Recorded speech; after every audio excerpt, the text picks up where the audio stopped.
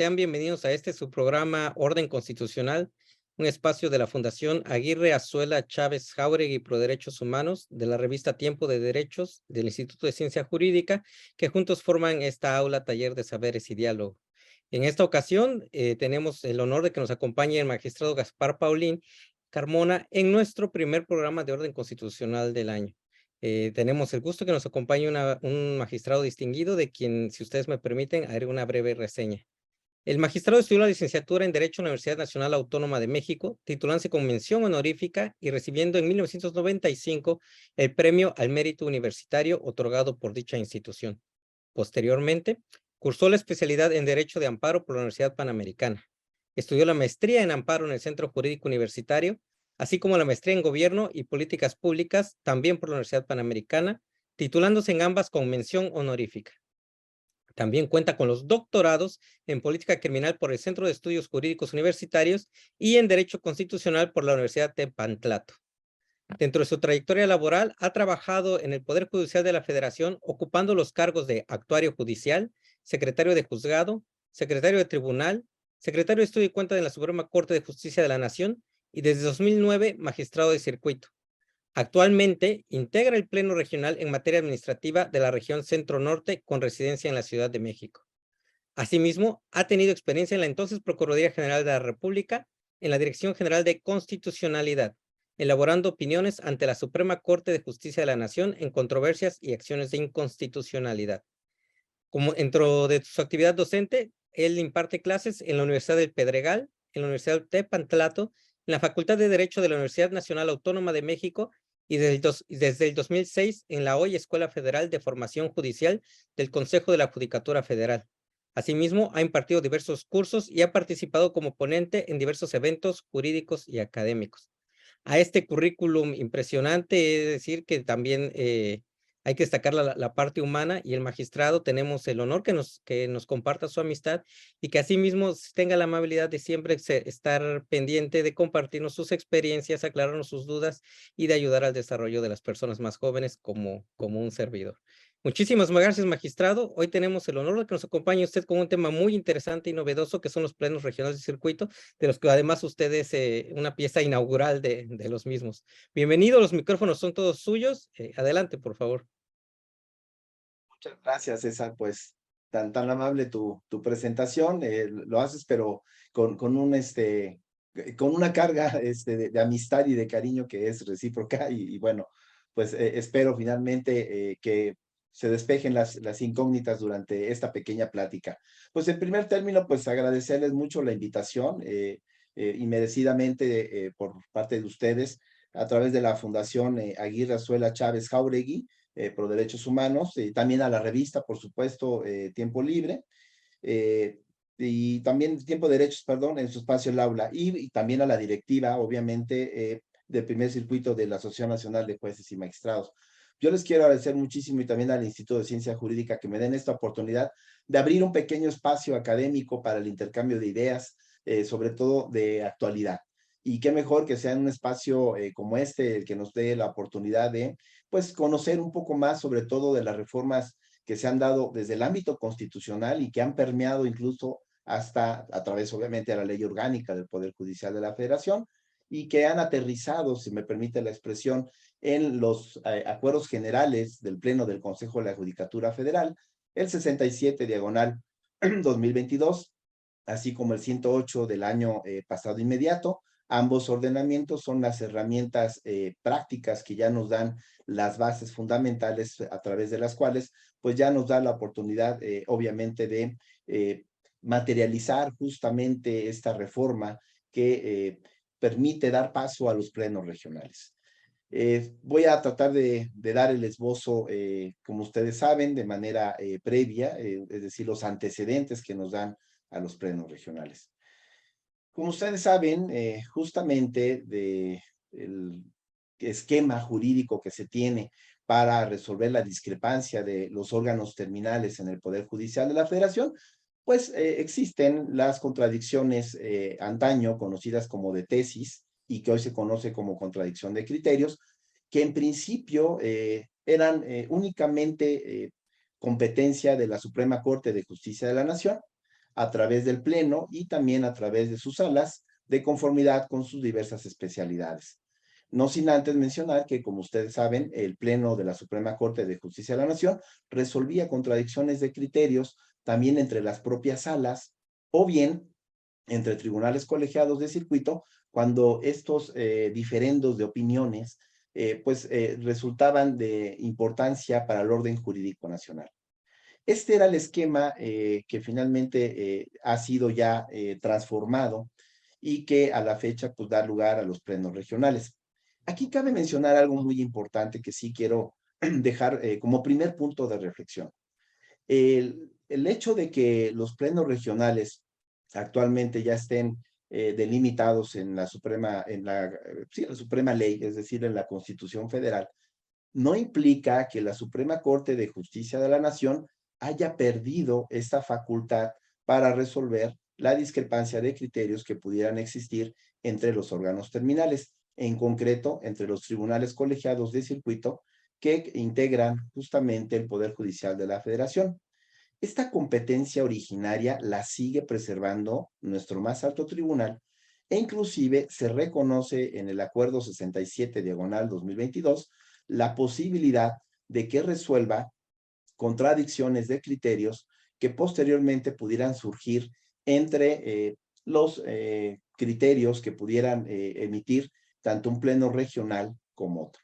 Este es el primer punto que sí quisiera yo dejar en claro, en el sentido de que la Suprema Corte de Justicia de la Nación sigue teniendo esta competencia originaria, pero ya de manera excepcional, es decir, solamente de forma residual, y esto es porque se preserva que el Tribunal Constitucional se consolide en nuestro orden jurídico sin que demos paso a que los plenos regionales conozcan de todos los asuntos que se sometan a su consideración.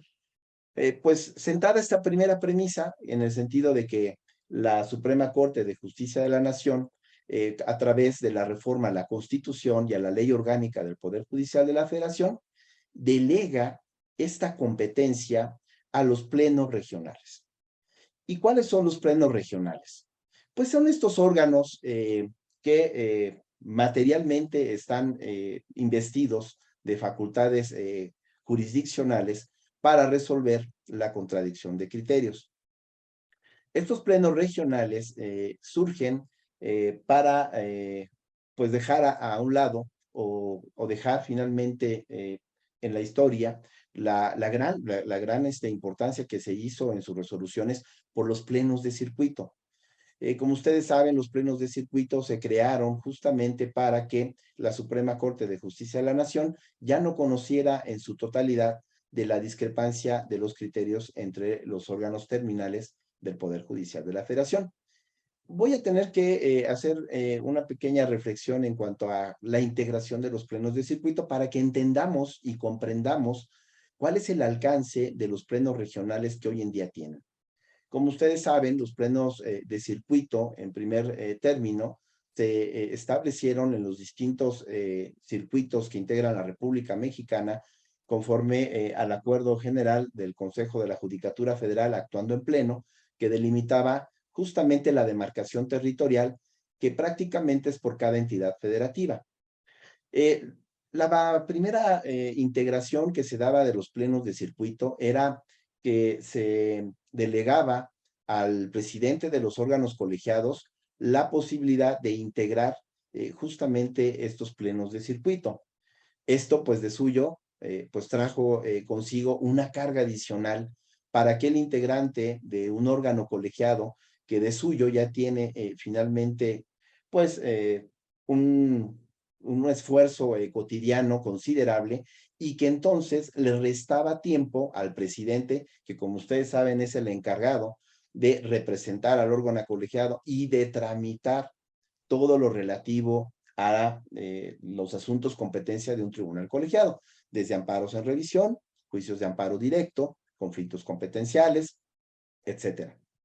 De tal modo que si a eso le agregamos que los presidentes de los tribunales colegiados de circuito no tenían un personal adicional que los auxiliara en el desempeño de sus funciones. Esto finalmente trajo consigo que el Pleno del Consejo de la Judicatura Federal hiciera una reforma a la integración de los plenos de circuito y entonces se decidió que fuera otro de los integrantes del tribunal colegiado al cual se le asignara esta importante función. Y me parece que esta tarea es de capital importancia y me parece que justamente se inserta en este marco del orden constitucional, porque precisamente, como lo dice incluso la exposición de motivos de los plenos regionales, pareciera como primer vistazo que la discrepancia de los criterios va a incidir únicamente en aspectos de legalidad, lo cual no necesariamente se va a llevar a cabo esta tarea por parte de los plenos regionales, ni tampoco se llevó por los plenos de circuito. Existen temas diversos en los cuales los plenos de circuito y ahora los plenos regionales se han ocupado y se ocuparán de resolver estas contradicciones de opiniones jurídicas de gran importancia, pero también de carácter constitucional. No necesariamente es resolver sobre aspectos de mera legalidad. Y esto me parece que es sumamente importante tomarlo en cuenta para concebir finalmente el papel tan relevante que se tiene por parte de los plenos regionales. Con motivo entonces de esta transformación, los tribunales colegiados de circuito, entonces con sus 3 integrantes, uno de ellos o una de ellas formaba parte del pleno de circuito, la otra de ellas o el otro de ellos era el presidente y el tercero no formaba parte de ninguno de estos órganos. Sin embargo, también esta integración de plenos de circuito tenía ciertas desventajas, las cuales finalmente fueron visualizadas por el legislador. ¿Cuál de ellas era la más, me parece, relevante? La primera de ellas es que los integrantes de los plenos de circuito seguían sin contar con un personal adicional jurídico que no fuera más que el propio de sus propias ponencias, de tal modo que tenían que designar a una o a unos de ellos para que lo apoyaran en su caso cuando le fuera turnado algún expediente en elaborar un proyecto de resolución de una contradicción de criterios. Esto, como ya lo mencioné hace unos momentos, pues era una tarea adicional a la que ya de suyo tienen que llevar a cabo los secretarios de tribunal, los secretarias proyectistas. De tal modo que esto también conllevó a visualizar que se requería que la tarea tan relevante que se tiene en la discrepancia de criterios por resolver no fuera necesariamente resuelta por los integrantes de un tribunal colegiado de circuito. Me parece que la práctica judicial moderna, no solamente en nuestro país, sino en muchas latitudes, exige que el juzgador constitucional, que el juzgador del Poder Judicial de la Federación, sea un juzgador moderno, un juzgador contemporáneo, y esto implica necesariamente la especialización en el área de conocimientos de la disciplina jurídica en la cual va a versar su decisión. Y la discrepancia de criterios no escapa a esta lógica.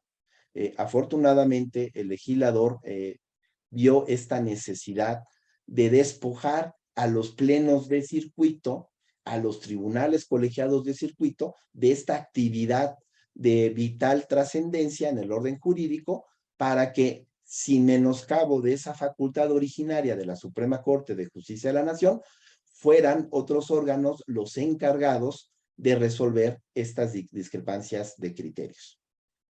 Por consiguiente, la reforma de 2021 dio paso a que se previera en la Ley Suprema, en el artículo 94, la posibilidad, y también el artículo 107, fracción 13ª, la necesidad de establecer plenos regionales.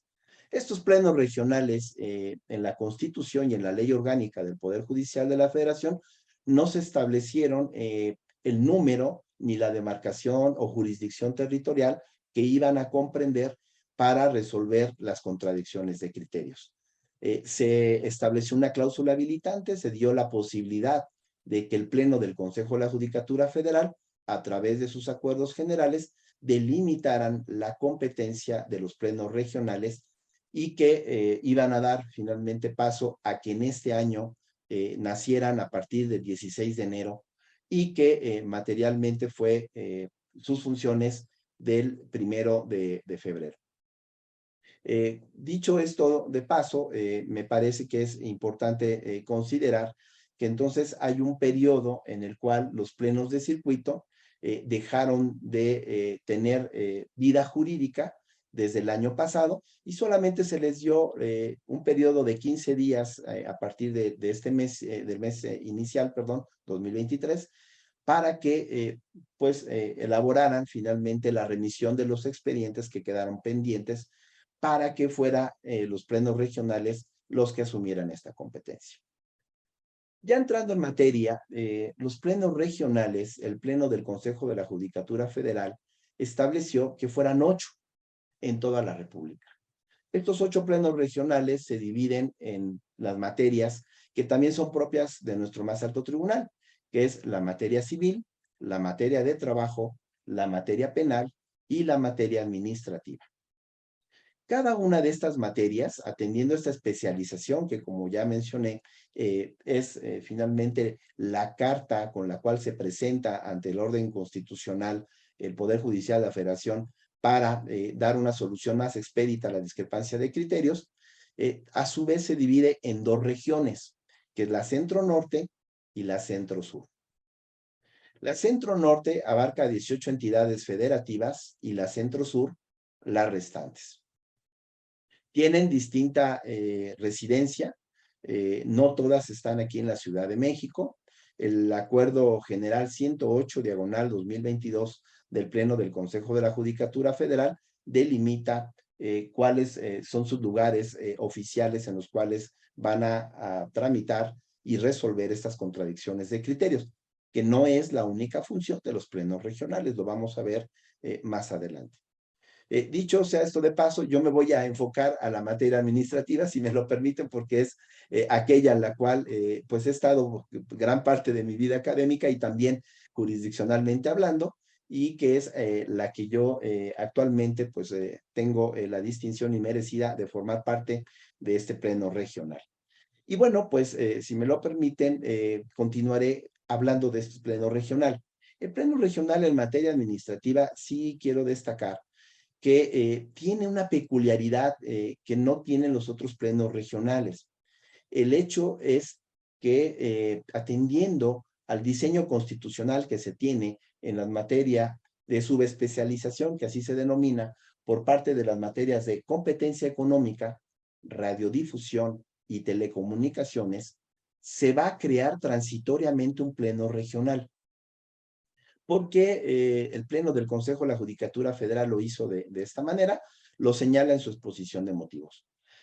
Dado que son solamente 2 tribunales colegiados especializados en estas subramas del derecho administrativo, no han surgido en número considerable discrepancia de criterios entre ambos tribunales colegiados, lo cual no amerita justamente que se hubiese creado un pleno regional especializado en competencia económica, radiodifusión y telecomunicaciones. Eso así lo señala la exposición de motivos del Acuerdo General 67/2022, el cual menciona entonces que va a haber una composición, si se me permite, mixta o híbrida de sus integrantes. Por supuesto que aquí se retoma lo que en principio se ha experimentado en la creación de los plenos, en este caso de los extintos plenos de circuito, y se determina que sean los presidentes de estos 2 tribunales colegiados especializados en competencia económica, radiodifusión y telecomunicaciones quienes lo integren. Y el tercero de ellos, o la tercera de ellas, será la presidenta del Pleno Regional en materia administrativa de la región Centro-Norte con residencia en la Ciudad de México. En este caso, así se integró este pleno de circuito, y quiero mencionarles que el primer conflicto de criterios o la primera contradicción de criterios que se ha radicado ante el pleno regional justamente es en competencia económica, radiodifusión y telecomunicaciones. Es el expediente número 1 diagonal 2023, el cual da lugar a que en su momento se resuelva conforme a los plazos que señala y que también más adelante vamos a tomar en cuenta. Esto también me lleva, y no quisiera ya terminar esta parte de esta plática, para también hacer pues una pregunta que seguramente al paso del tiempo se va a resolver. Quizás ahorita, en estos momentos, no sea pertinente una integración permanente de esa manera, pero me parece que el diseño que se está dando a la conformación de este pleno especializado en competencia económica, reducción y telecomunicaciones, que es un pleno regional, eh, válidamente también nos llevó a plantear algunas inquietudes prácticas que se las quiero mencionar de una manera muy breve. En cuanto se denunció la contradicción de tesis, o mejor dicho, de criterios, la primera interrogante a despejar era ¿a quién se le iba a turnar? Si a un integrante del Pleno Regional en materia administrativa o a uno de los integrantes de los tribunales colegiados especializados en estas ramas. La respuesta que nosotros dimos fue que debía de haberse asignado, como sucedió, a uno de los integrantes de los tribunales colegiados especializados, porque el Acuerdo General 67 diagonal 2022 señala que solamente la presidenta o el presidente del Pleno Regional de la región Centro-Norte en materia administrativa lo iba a integrar. Y los integrantes de los tribunales colegiados especializados no tienen personal adicional. Esto me parece que nos conllevó a despejar esta incógnita en el sentido de era necesario que se asignara a uno de ellos porque a excepción de la presidencia del Pleno Regional en materia administrativa, no se iba a tener esta composición, me parece equilibrada, porque si alguno de los otros dos integrantes que no formamos parte de la presidencia del Pleno Regional, no pudiéramos defender nuestro proyecto que hubiésemos presentado en competencia económica. Si se hubiese asignado a uno de los dos integrantes del Pleno Regional en materia administrativa, distintos a la magistrada presidenta, que quiero mencionar, esa es la magistrada Leticia Adriana Campuzano Gallegos, pues no podíamos acudir a la sesión a defender nuestro propio proyecto, solamente en todo caso pudiera ser la magistrada presidenta o en su caso algunos de los integrantes de los tribunales especializados que ya mencioné. Por ello es que se designó a uno de ellos para que presentara su proyecto. Aquí todavía existe la misma desventaja porque no se les está asignando un personal adicional, ni se prevé que se pudiera comisionar a una secretaria, a un secretario de nosotros para que pudiera auxiliar a ese integrante del pleno regional. Y bueno, pues esa fue la primera interrogante que de manera práctica tuvimos que resolver y que también decidimos que no formara parte del turno ordinario que en todo caso se iba a asignar a los integrantes del pleno regional en materia administrativa. Bueno, pues entonces esta conformación me parece que todavía puede dar lugar a que en lo futuro se pudiera quizás modificar o reformar, habida cuenta que uno de los integrantes de este pleno regional bien pudiera no tener esa especialidad en competencia económica, radiodifusión o telecomunicaciones. Dicho sea de paso, me parece que está zanjado finalmente, por lo menos en este periodo, esta interrogante, porque la magistrada Campuzano Gallegos tiene toda la experiencia y ha integrado justamente un tribunal colegiado especializado en competencia económica, radiodifusión y telecomunicación, es decir, tiene la expertise suficiente para analizar, resolver y discutir sobre un asunto, que cualquier magistrado o magistrado también lo tiene, pero me parece que si el diseño constitucional que se da de respecto de la especialización que ya mencioné, creo que sí es necesario que se haga un punto de reflexión en cuanto a la composición de este pleno regional, que va a ser transitorio, solamente va a tener vida en cuanto existan discrepancia de criterios por parte de estos órganos especializados. Bueno, pues continuando con la integración del pleno regional, también quiero continuar con, pues, cuáles son las facultades que tiene un pleno regional, y básicamente son tres. La primera de ellas, ya se abordó, es resolver la contradicción de criterios que pudieran surgir entre los tribunales colegiados de circuito de la región o de la circunscripción territoriales que se están dando en la región, ya sea región centro-norte o la región centro-sur. Solamente respecto de esos tribunales colegiados tendrá competencia para resolver. Si es respecto de distintos tribunales colegiados, obviamente esto tendrá que ser elucidado por la Suprema Corte de Justicia de la Nación. Ahora, la segunda facultad principal que se tiene por parte de los plenos regionales también es resolver conflictos competenciales. La tercera de ellas es denunciar, en su caso, ante la Suprema Corte de Justicia de la Nación, o mejor dicho, solicitar que se inicie el trámite de declaratorias generales de normas declaradas inconstitucionales. Me voy a detener un tanto en el segundo plano que acabo de mencionar, en cuanto a la resolución de los conflictos competenciales. Aquí ya ha surgido finalmente una cuestión de interpretación de la Constitución y la ley orgánica del Poder Judicial de la Federación. Estos ordenamientos señalan que los plenos regionales tienen la facultad de resolver estas diferencias entre órganos jurisdiccionales cuando consideren que la competencia para resolver un determinado juicio de amparo le corresponderá a otro. Y bueno, como ustedes saben, existen básicamente dos conflictos competenciales. El que se suscita entre juzgados de distrito, entre el Poder Judicial, obviamente el Poder Judicial de la Federación, y tribunales colegiados de circuito. Aquí se suscita una interrogante y pues voy a aprovechar el espacio para mencionar lo que justamente el día de hoy se suscitó en el Pleno Regional. Se presentó una pues solicitud de que asumiéramos competencia para resolver un conflicto competencial que se está suscitando entre dos juzgados de distrito. La remisión por parte del Tribunal Colegiado en materia administrativa del primer circuito, del cual, por cierto, yo hace unos años yo formé parte, señala que si bien es cierto, el Acuerdo General 67, diagonal 2022, menciona de manera expresa que solamente va a resolver sobre conflictos competenciales de tribunales colegiados de circuito, no menos exacto lo es que la ley orgánica y la Constitución no hacen esa distinción. Y por eso nos remitieron un conflicto competencial de estas características. Y bueno, pues aquí está la interrogante también de qué interpretación debe prevalecer, si la que se da a la letra, a la interpretación literal de la Constitución, de la ley orgánica del Poder Judicial de la Federación, que señala que son conflictos competenciales los que deben resolver entre los órganos jurisdiccionales. No menciona si es entre juzgados de distrito o tribunales colegiados. Esa distinción no está en la ley orgánica del Poder Judicial de la Federación.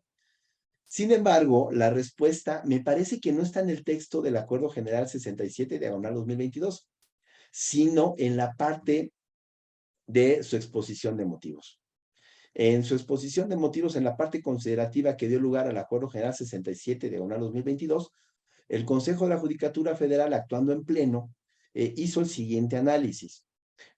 A manera genérica, determinó que la reforma que se daba a los plenos regionales también va inmersa en dotar a la Suprema Corte de Justicia de la Nación como un órgano justamente eminentemente constitucional, y que aquellos aspectos de legalidad que en todo caso están inmersos incluso en los conflictos competenciales, hace también un estudio, obviamente, entre cuáles órganos se puede suscitar, y llega a la conclusión que solamente es para los plenos regionales dable conocer y resolver de estos diferendos en sostener su competencia, por lo que hace a tribunales colegiados de circuito, que son los únicos conflictos que a la fecha estaba resolviendo la Suprema Corte de Justicia de la Nación, sobre todo en sus salas.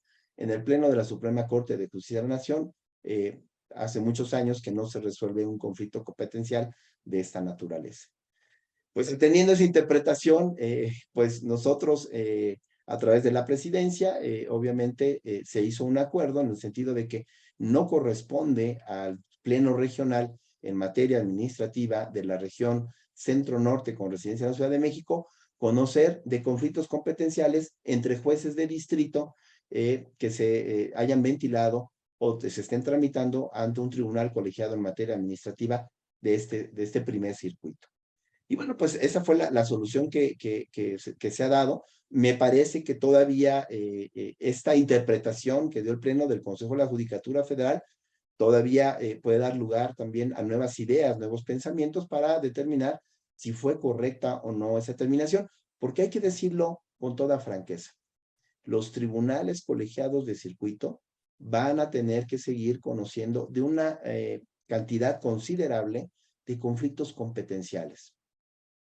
Me parece que no solamente la reforma va en miras a que se consolide la Suprema Corte de Justicia de la Nación como un tribunal constitucional, sino que se puede también vislumbrar en lo futuro, no sé si en un futuro inmediato, que quizás también ya nosotros tengamos la posibilidad de resolver esos conflictos competenciales, no en estos momentos, no solamente por la interpretación que ya se dio, sino porque la infraestructura que se dio a un pleno regional es muy limitada. Me parece que ustedes ya tuvieron una plática hace un par de semanas de un gran amigo, del magistrado José Luis Caballero, por cierto, le envío unos saludos, integrante justamente del Pleno Regional en materia de trabajo de la región Centro-Sur, y que justamente mencionaba que la plantilla de los plenos regionales es reducida. Básicamente se apoya en una plantilla de personal similar a la de un tribunal colegiado auxiliar. Es muy parecida.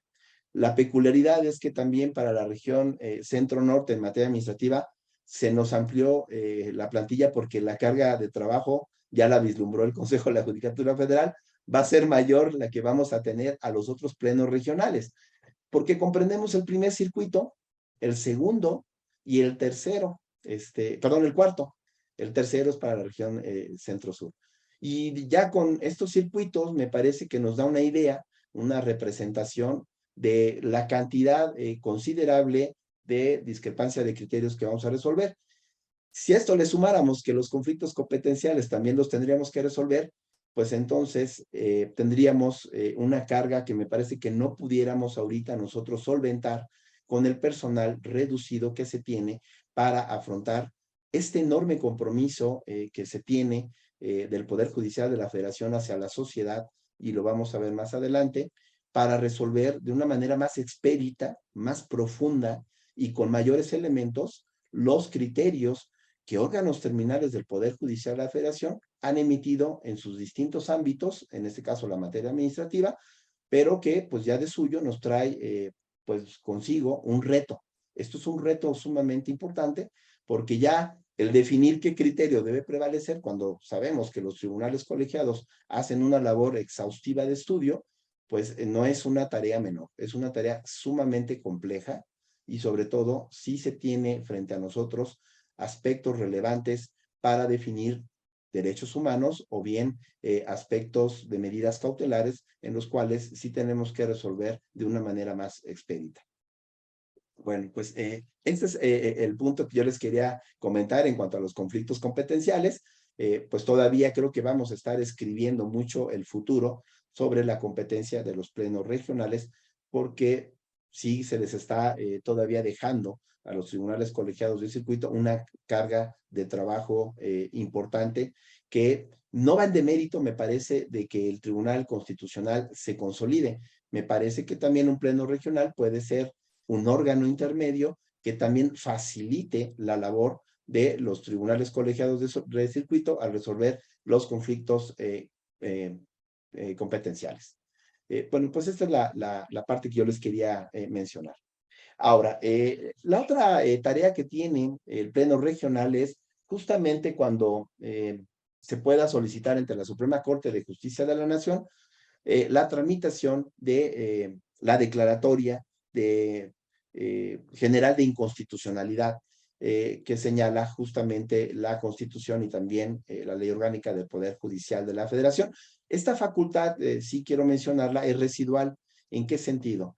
No es una facultad exclusiva del Pleno Regional correspondiente, porque justamente la podrán hacer los órganos competentes en la materia que también tengan que hacer esta solicitud ante la Suprema Corte de Justicia de la Nación.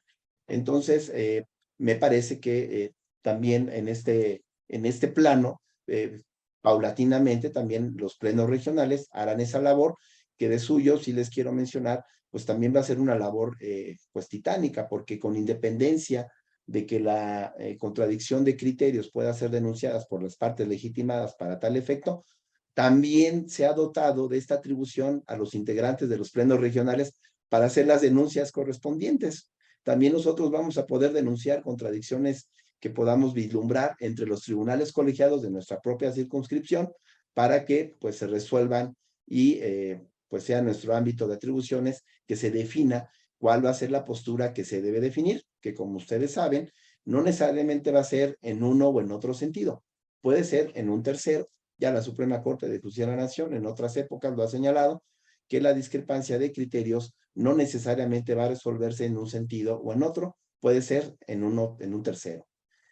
Pues bueno, esos son los tres grandes ámbitos de las facultades que se tienen por parte de los plenos regionales y que, pues bueno, de suyo, pues me parece que, como lo dije hace unos momentos, denotan finalmente la crucial tarea que se debe de hacer a partir de estos momentos en su composición. Eh, Solamente quisiera yo mencionar, digo, como primera parte de esta charla, de citarlo, que la integración que se dio de los plenos regionales en estas especialidades me parece que es de un gran acierto, porque esto hace que los conflictos competenciales y las contradicciones de criterios que se estén suscitando ante el seno de estos plenos regionales tengan como premisa, pues obviamente una exhaustividad más atinada. ¿En qué sentido? En que vamos a tener personal dedicado especialmente a ello. Lo que dijo la reforma es que las y los magistrados que integran los plenos regionales se dediquen exclusivamente a investigar y a profundizar sobre los temas concernientes a las posturas que están emitiendo los tribunales colegiados de circuito y con su propio personal, y que también se despojen de aquellas ideas que venían presentándose como integrantes de su tribunal colegiado. Yo aquí sí quiero hacer una reflexión. Me tocó también integrar distintos plenos de circuito y me parece que eso ya se había desvanecido. Yo lo viví, me parece, porque había magistradas y magistrados que en principio tenían la idea que cuando integraban un pleno de circuito, necesariamente tenían que llevar la idea o la tesis o postura de su propio órgano de adscripción, aunque sea por mayoría. Sin embargo, esto se fue desvaneciendo, se fue difuminando, se borró, porque lo que ya se mencionó es que quien integra un pleno de circuito, y me parece que esto obviamente también va a aplicarse en los plenos regionales, se va a despojar justamente de ese papel que tenía en su órgano de adscripción para verlo desde otra atalaya, desde otro frente y resolver de una manera más objetiva, más profunda, con mayor, si se me permite la expresión, con mayor detalle respecto de aquellos aspectos finos que a veces en los plenos de circuito, con una integración plural, no podía ser tan fluido. A manera de ejemplo, el pleno de circuito en materia administrativa con residencia en esta ciudad, es decir, primer circuito, se integraba por 24 tribunales colegiados. Entonces, eso nos da una idea de pues, la multiplicidad de visiones y de ideas, y eso lejos de abonar a un análisis y un debate que sí era sumamente rico, por supuesto, pero que traía varias aristas que tenían que irse decantando y sobre todo por la o el presidente de ese órgano jurisdiccional. En cambio, con los plenos regionales, que solamente están integrados por 3 magistradas o magistrados, pues esto va a ser más dinámico. Y esto me parece que es otro gran acierto que se está dando con esta reforma y que nos va a permitir tener un debate, me parece, genuino en el intercambio de ideas. Y entonces no necesariamente vamos a representar la idea que teníamos en nuestros órganos de adscripción, porque precisamente eso es, me parece, el motor que lleva un órgano colegiado, el intercambio de ideas que se dé de una manera respetuosa, de una manera dinámica, y de una manera exhaustiva, congruente en sus dos puntos de vista, interno y el externo, para que podamos resolver justamente las discrepancias de criterios que se pudieran suscitar al seno de sus sesiones. No quisiera dejar pasar la oportunidad para mencionar que existe un plazo genérico para listar los asuntos. Ya me estoy yendo un poco a la cuestión práctica. El plazo genérico es justamente el que se sigue en todos los tribunales colegiados de circuito, 3 días hábiles, sin contar el día de la lista, ni tampoco el día de la sesión. Y el plazo, pues ya específico que se está dando por la complejidad de los asuntos, son de 15 días que se deben de establecer para que tengamos la posibilidad de imponernos justamente de esta, perdón, de 30 días, perdón, son 30 días para resolver estos casos. Bueno, lo de 30 días es en cuanto a la formulación del proyecto y los 15 días son para entre el día de la lista y el día de la sesión. Me parece que en 15 días son prácticamente 3 semanas y esto da lugar a algo muy interesante que ya me estoy yendo a aspectos pragmáticos. ¿Por qué se está previendo que se amplíe el plazo a 15 días? Porque la contradicción de criterios cuando ya se presenta un proyecto exige a los integrantes de un pleno regional estudiar de una manera concienzuda justamente no solamente lo que se está presentando en la consulta de la magistrada o el magistrado correspondiente, sino de actualizar en su caso la información correspondiente. Yo estoy convencido de que los plenos regionales están llamados a estar al día no solamente de las resoluciones que se dan en el seno de la primera y la segunda sala, y en su caso del pleno, porque finalmente algunas de ellas no dan lugar a discrepancia de a emitir tesis o criterios. Se resuelven múltiples asuntos que no conocemos realmente cuáles fueron los fundamentos, razones o motivos que dieron lugar a una resolución. Recordemos que ya tenemos el sistema de precedentes y con independencia de ello, nosotros vamos a estar comprometidos a estar velando porque por cualquier medio de difusión electrónico inclusive, tengamos la posibilidad de conocer cuáles son los criterios que se están asumiendo en las dos salas de la Suprema Corte de Justicia de la Nación y, por supuesto, las del Pleno de la Suprema Corte de Justicia de la Nación. Aquí quiero también hacer una pequeña pausa. No solamente va a versar sobre argumentos respecto de un tema. Es decir, habrá ocasiones en que se diga, bueno, se resolvió la contradicción de criterio en cuanto a un tema de personalidad. Pero quizás si nos imponemos de los razonamientos que dieron lugar a esa contradicción de criterios, quizás en esos argumentos nosotros podamos tener la solución a algún, o bien un criterio orientador, a uno de los temas que se están ventilando, quizás no en una discrepancia de criterios en cuanto a la personalidad, pero sí quizás en cuanto a un razonamiento de cómo valorar alguna prueba, de qué alcance tendrá un elemento de convicción, o bien de cuáles son las legislaciones que pudieran ser o no aplicables. Esto lo digo a manera de ejemplo. Y no solamente esto nos va a llevar a tener esta obligación, sino también a estar inmersos en lo que sucede en el mundo jurídico, y no solamente en nuestro país. También vamos a tener la obligación de estar inmersos de una manera más profunda en temas de actualidad que se están dando en otros países. Vamos a tener un gran aliado y ya con esto voy a terminar la plática para dar paso, si ustedes así lo permiten, a la parte de las preguntas y respuestas, sobre todo porque tenemos ya la inclusión del amicus curiae. Se está previendo que en los plenos regionales, pues todos y cada uno de nuestros proyectos van a ser públicos, no solamente los de constitucionalidad, todos nuestros proyectos van a ser públicos. Esto es un gran avance en materia de transparencia. Me parece que esto finalmente es un gran paso a legitimar las decisiones de los juzgadores, quienes precisamente, como lo ha dicho la ministra presidenta, es en nuestras resoluciones donde finalmente vamos a dar paso a legitimar justamente la tarea del Poder Judicial de la Federación, que aunque no vamos a resolver asuntos concretos, sí vamos a definir cuáles son los criterios a partir de su emisión que se van a tener que observar, aplicar por los tribunales colegiados de circuito y los juzgados de distrito de la región en la cual comprendamos cada uno de nosotros.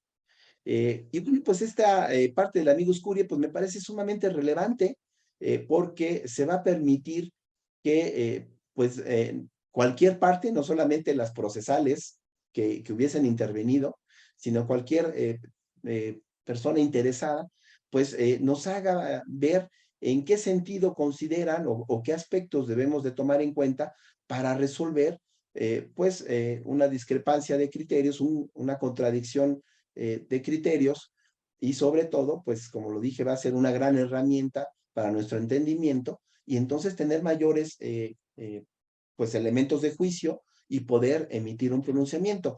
De ahí que el plazo que se estaba dando de 15 días me parece que es un plazo razonable, es un plazo que objetivamente nos va a permitir a la reflexión, no solamente del proyecto, como les decía hace unos momentos, sino de aquella y toda información que nos pudiera ser útil y necesaria para resolver en uno o en otro sentido.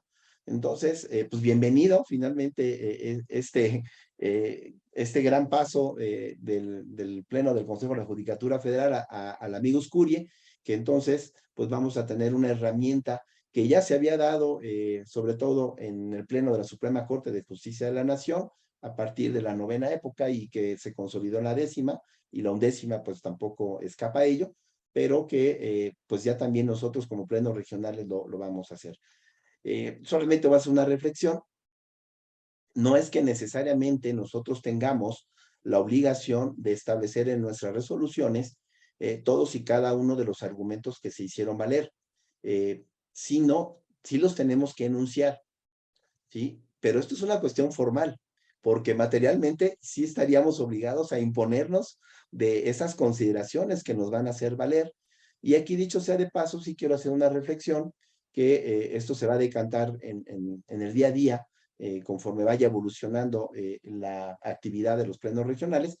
El Acuerdo General 67, diagonal 2022, únicamente menciona que puede ser hasta antes de la sesión.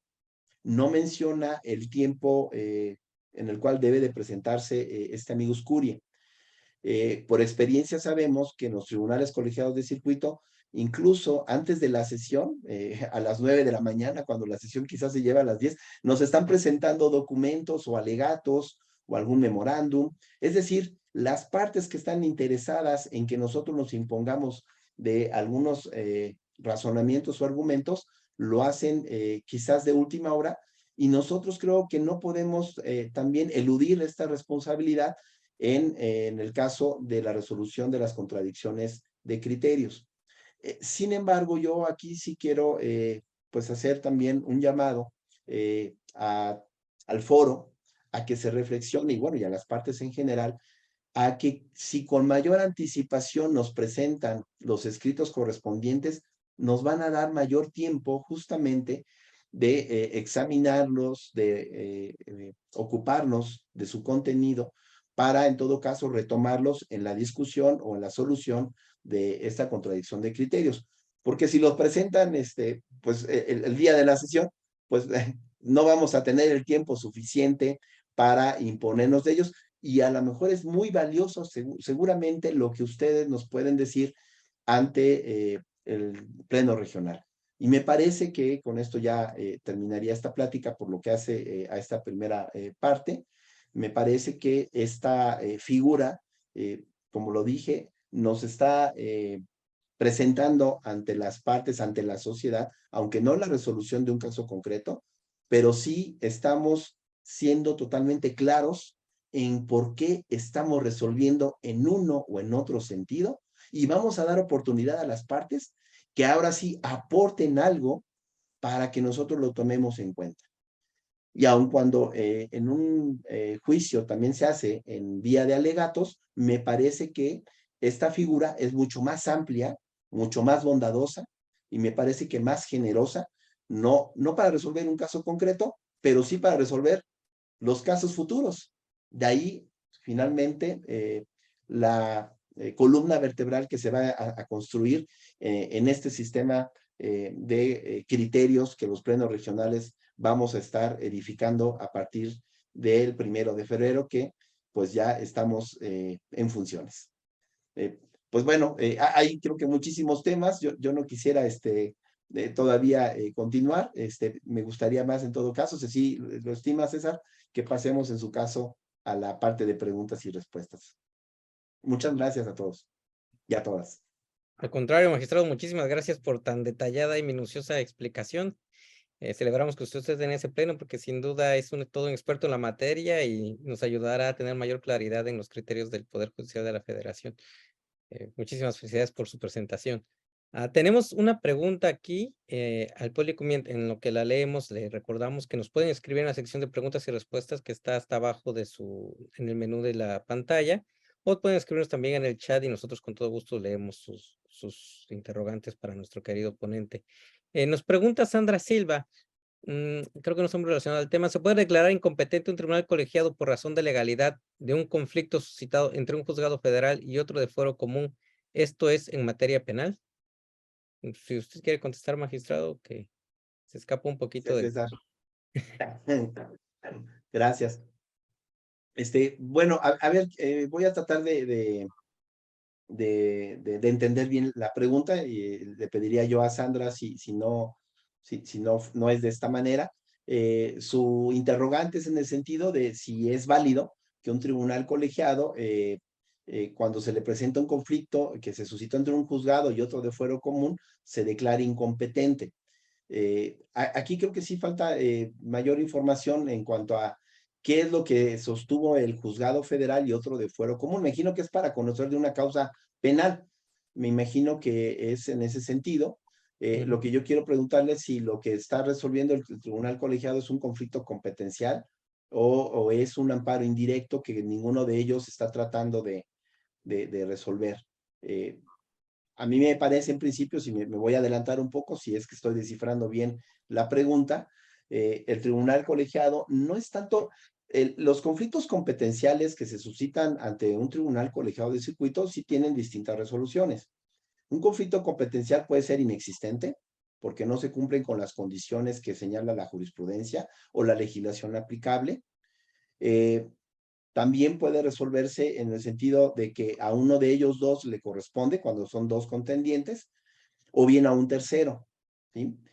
Aquí, según la pregunta, dice que si se puede declarar incompetente.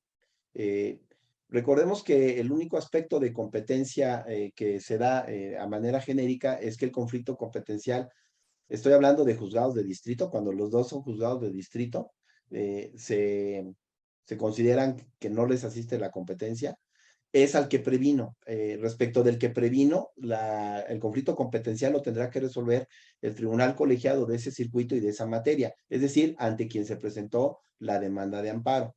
Esa es la regla genérica. Por eso es que sí, creo que sí sería muy prudente que tuviera yo ese elemento de qué es lo que finalmente se presentó ante ese tribunal colegiado, porque dice que se está declarando incompetente ante un conflicto.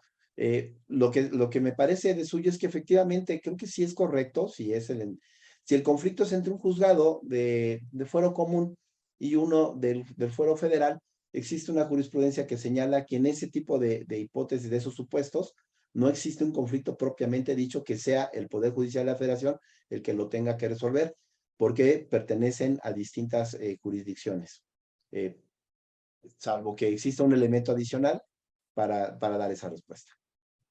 Muchísimas gracias, magistrado. Pues esperamos, y gracias por su habilidad de contestar esta pregunta. Permíteme nada más aquí para que no nos moleste. Esperamos a Sandra si quiere aclarar su pregunta, pero creo que con esto queda bastante claro. Y en lo que se anima a nuestro público, fíjese que yo estaba escuchándolo y me salieron un montón de interrogantes que, si usted me permite, me gustaría plantearle, sobre todo en temas de obligatoriedad. Estaba yo pensando, los criterios que ustedes emiten, entiendo, deben ser obligatorios para todos los colegiados y juzgados de su región.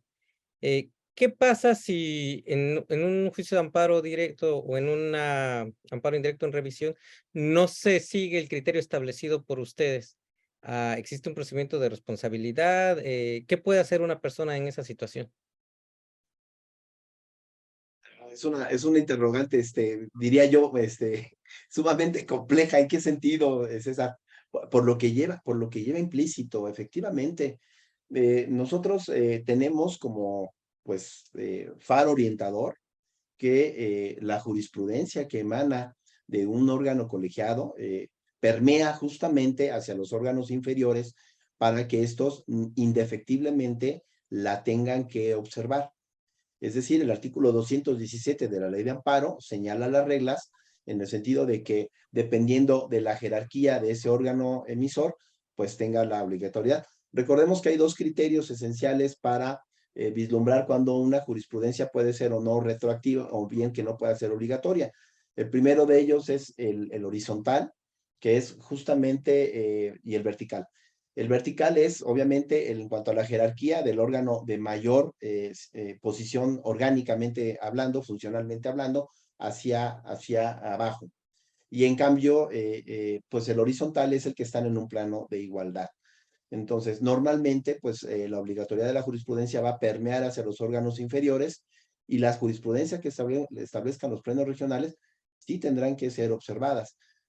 Efectivamente, voy a hablar de un tema muy aparejado, César, que va implícito en tu pregunta, porque aquí necesariamente tenemos que saber, cuando el criterio ya está publicado de manera electrónica en la Gaceta del Semanario Judicial de la Federación, a partir del día hábil siguiente, recordemos que se publican los días viernes, actualmente se hace esta publicación, y son obligatorios a partir del día lunes, cuando es hábil, a partir, me parece que sea a las 9 de la mañana o 10 de la mañana, y ya son obligatorios, ¿no? Pero, ¿qué va a pasar cuando exista un criterio y todavía no se publique? Este interrogante, después si quieren la podemos abordar en otra charla, porque hay diferendos. Hay tribunales colegiados de circuito y hay magistradas y magistrados que consideran que mientras una tesis, o mejor dicho, un criterio de jurisprudencia no se ha publicado formalmente, no es obligatorio. Para otros se considera que sí es obligatorio, porque nosotros sabemos que hoy en día las resoluciones de la Suprema Corte de Justicia de la Nación, sobre todo las del Pleno, y también las de la Sala, más que con mayor detalle las del Pleno, pues las podemos ver prácticamente en vivo. Exactamente. Y ya conocemos los razonamientos, ya conocemos los argumentos, incluso ya sabemos en qué línea se está orientando el engrose, que es el documento final de una sentencia. Y lo mismo sucede en las salas, pero ahí sí con menor detalle. No hay tanto una discusión en los asuntos. Entonces, ahí sí es una interrogante de a partir de cuándo va a ser obligatorio. Si no se publica, será o no. Pero bueno, me voy a ir a la más fácil, cuando ya está publicada. Por supuesto que el juzgador sí tiene una responsabilidad, no solamente social, no solamente jurídica, sino también puede ser de responsabilidad administrativa o de otra índole. El hecho de que un juzgador, una vez que esté publicado un criterio con carácter de jurisprudencia, no lo observe al resolver un caso concreto que es sometido a su potestad, a su jurisdicción, y que aquí quiero ser muy puntual, que sea exactamente aplicable al caso concreto, porque habrá ocasiones en que quizás por una prueba, por la litis que no es exactamente la que resolvió esa contradicción de criterios, no sea aplicable. Pero si es exactamente, vamos, mm, para no repetir la palabra de aplicación, si es exactamente al caso concreto esa hipótesis verificable en los supuestos fácticos, sí se incurre en una responsabilidad por parte del juzgador, ¿sí? Me parece que tratándose de las sentencias en amparo indirecto, no tenemos tanto problema porque pues esa sentencia no causa estado de suyo y puede ser revisada todavía por el Tribunal Colegiado de Circuito. Y en los tribunales colegiados de circuito, pues sí, lo quiero decir como experiencia en los años que tengo como juzgador, difícilmente un tribunal colegiado de circuito, no quiero decir que nunca haya sucedido, pero es excepcional, es un caso sumamente peculiar, se resuelva en contra de una jurisprudencia. Por eso es que estamos siempre muy atentos a las publicaciones del Semanario Judicial de la Federación y pues estamos actualizados de esa manera.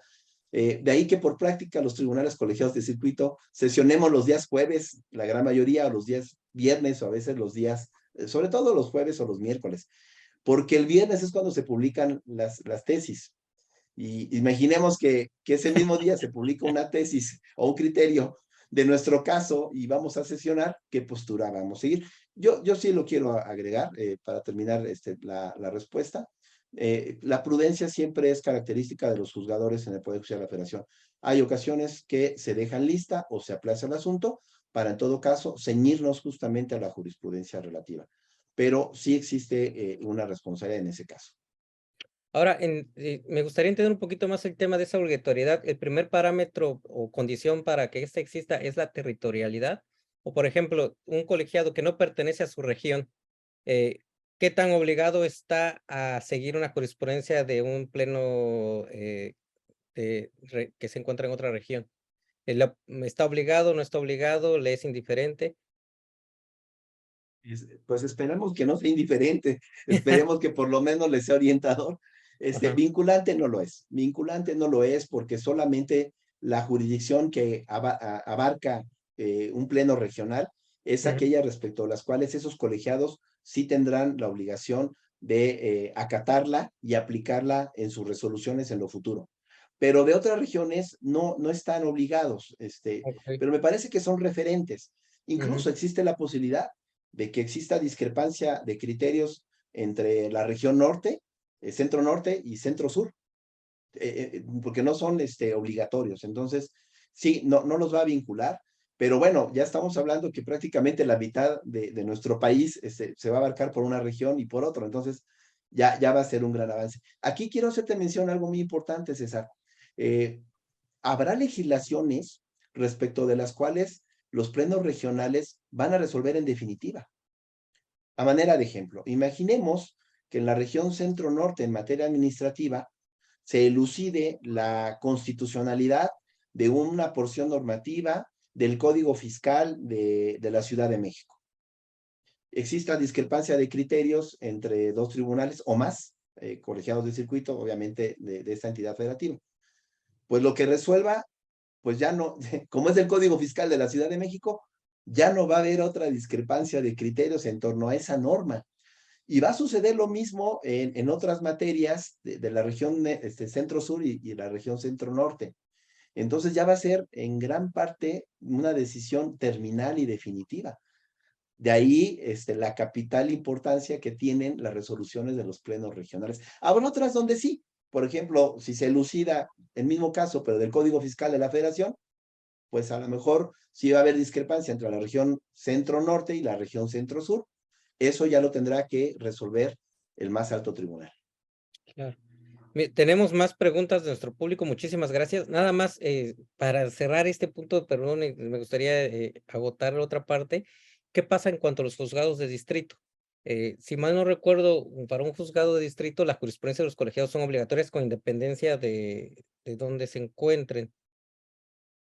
No sé si estoy en lo correcto aquí. Ahora, en el caso de los plenos regionales, ¿qué pasaría con esa jurisprudencia? Eh, Ahí, bueno, me parece que la regla va a seguir siendo la misma, bueno, la misma que te mencioné hace unos momentos.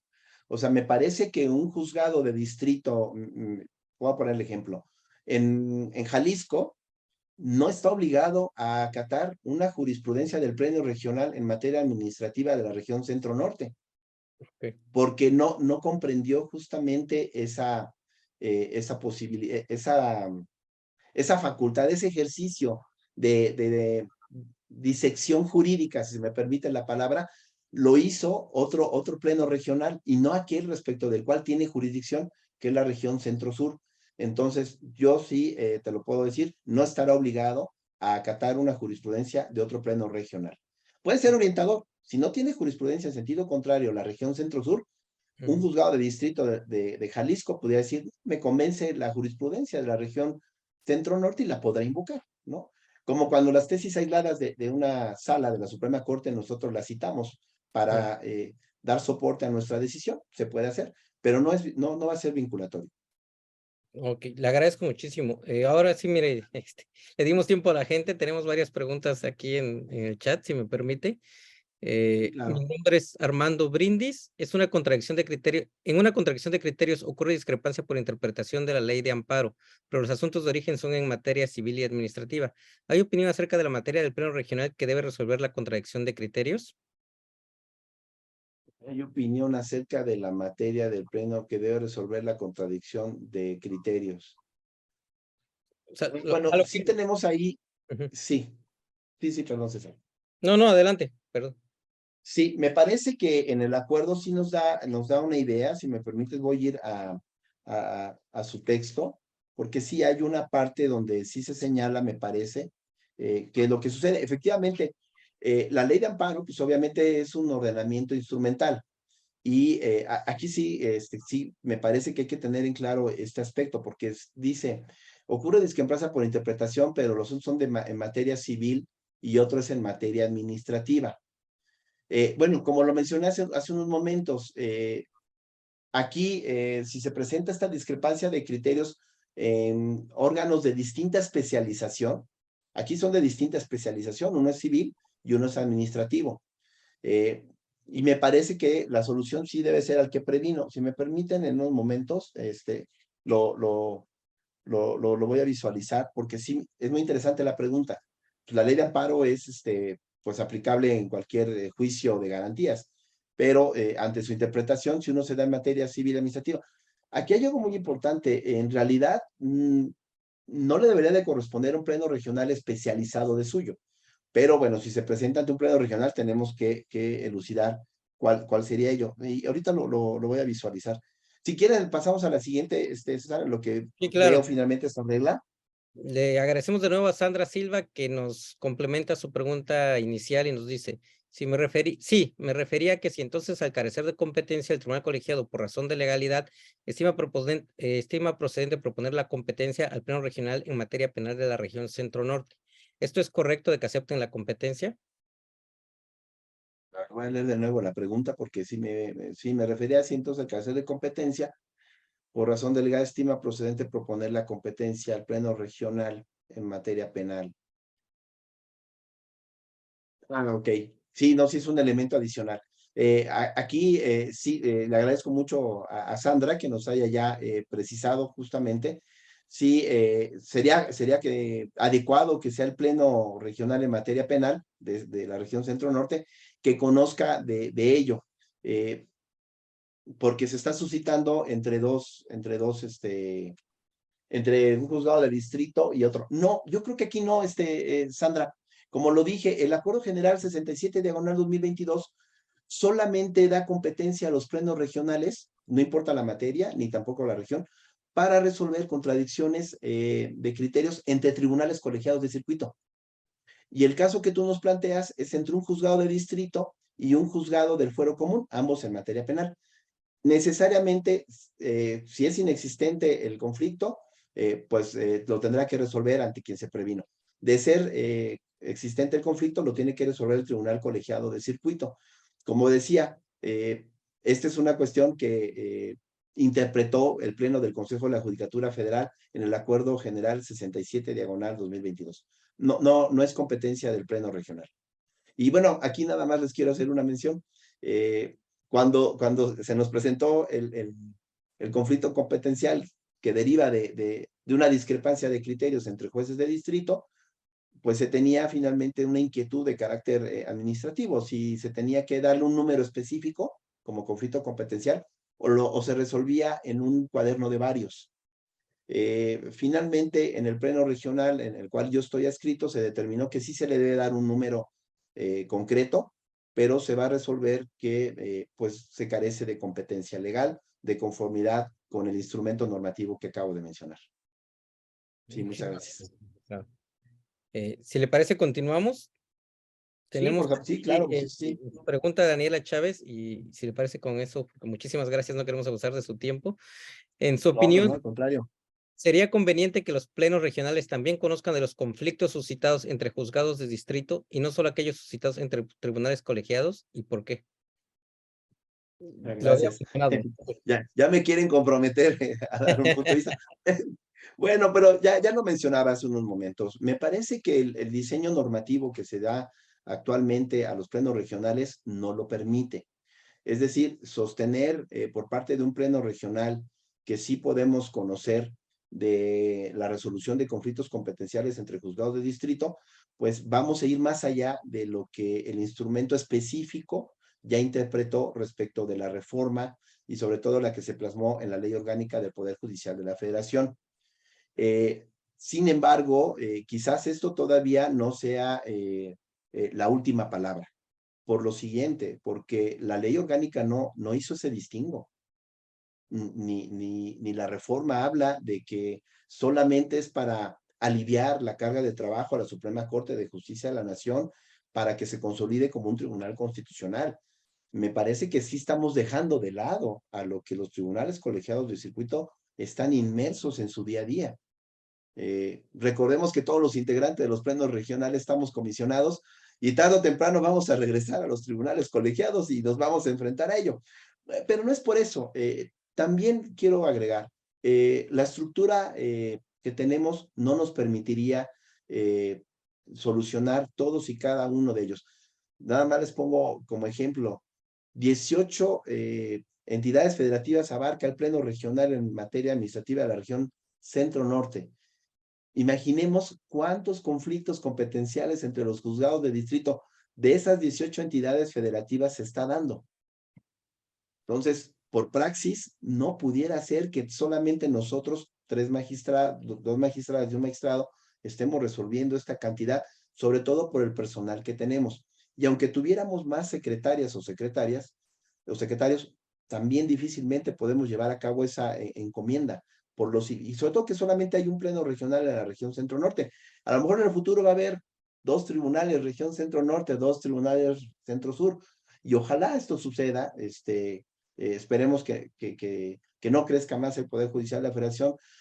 Yo así lo digo siempre, no cuantitativamente, sino cualitativamente. El Poder Judicial debe crecer cualitativamente en la calidad de nuestras resoluciones y en la legitimación que en ellas tenemos, no tanto en la cantidad de asuntos que desafortunadamente hoy en día nos está rebasando. Por eso es que yo creo que quizás en el futuro sí podamos conocer de estos conflictos, pero tendríamos que buscar un nuevo mecanismo para solucionar estos conflictos competenciales y no que lleguen necesariamente a ellos. Sí, muchas gracias. Muchísimas gracias, magistrado. Pues por parte del público se han cerrado las preguntas, las hemos agotado. Nada más a mí me gustaría hacerle una última pregunta, si me lo permite. Sí, claro, y sirve que me quedó toda la respuesta pendiente en cuanto a quién tendría que resolver sobre el conflicto competencial respecto, bueno, no conflicto competencial, contradicción de criterios en cuanto a la interpretación de la ley de amparo. Pero lo que tú me haces la siguiente pregunta, yo sigo buscando esta. Sí, muchísimas gracias. Era sobre, en algunos casos, la Suprema Corte precisamente esta herramienta existe para darle certeza jurídica a los gobernados, ¿no? Y que haya una justicia, pues, pareja para todos, lo cual celebramos y agradecemos. En sistemas como el americano, que no tienen este tipo de figuras bondadosas, pues, la justicia se vuelve una suerte del territorio en el que te toque. Aquí, afortunadamente, ustedes, que hacen una gran labor, sin duda, este mecanismo permite que haya una cohesión del sistema, entiendo. Y precisamente para abonar esa cohesión, la Suprema Corte lo que hace en ocasiones, cuando hay demasiados asuntos sobre un mismo tema y que existe contradicción, ha solicitado que se suspenda la resolución de esos asuntos, en tanto que ellos resuelven la contradicción de los dos criterios que están contendiendo. ¿Ustedes tendrían una facultad similar respecto de los asuntos que conocen? Solicitar a los tribunales colegiados que suspendieran la resolución de esos asuntos en caso de que hubiera demasiados, en lo que ustedes resuelven la contradicción de criterios. No, César, no tenemos esa potestad ni esa facultad, desafortunadamente, pero creo que tenemos otra herramienta más eficiente y que nos obliga a resolver de una manera más atinada. Como lo mencioné, el plazo genérico que se da para resolver los asuntos, como ya lo cité, pues son 30 días para la formulación del proyecto y se puede reducir a 15 días para resolver criterios sobre suspensión o cuando el pleno regional lo considere necesario, tomando en cuenta los derechos humanos que se están afectando, o bien temas diferenciados o de interseccionales sobre acceso a derechos económicos, sociales y culturales. Entonces, eso nos da la posibilidad de que, aunque no se suspendan los juicios que están pendientes, porque ya tenemos asuntos resueltos, ya están las discrepancias de criterios, sí los tengamos que resolver de una manera pronta, más expedita, y no esperarnos al plazo genérico de los 30 días, sino que en 15 días tenemos que presentar un proyecto para ya definir, como tú bien lo dices, uno de los grandes valores del derecho es la seguridad jurídica que debe permear entre las partes. Entonces, en 15 días ya tendríamos que resolver si hay una contradicción de criterios, en si se niega o se concede una suspensión, imaginemos, pues eso nos va a dar la posibilidad de ya definir esta medida cautelar si se va a conceder o no. Yo creo que eso es una herramienta más eficiente y eficaz. Claro, claro, así es. Gracias. César, si me lo permites también, ya resolviendo sobre la competencia, el acuerdo general en cuanto a la pregunta que se hacía hace unos momentos de si le correspondía un pleno regional específico cuando la interpretación de la ley de amparo, una fue emitida por un órgano especializado en materia civil y otro en materia administrativa. En el capítulo tercero habla solamente de competencia, pero en conflictos competenciales. No es el caso, porque no estamos en la hipótesis de un conflicto competencial que se dé entre ellos, sino que cada uno de ellos interpretó de manera distinta la ley de amparo. Entonces, solamente el artículo 44 habla de los plazos, que hace rato hablábamos de ellos, pero no alude justamente en este caso, cuál es quién debe de conocer del caso que nos ocupa. Me parece que es sumamente interesante la pregunta.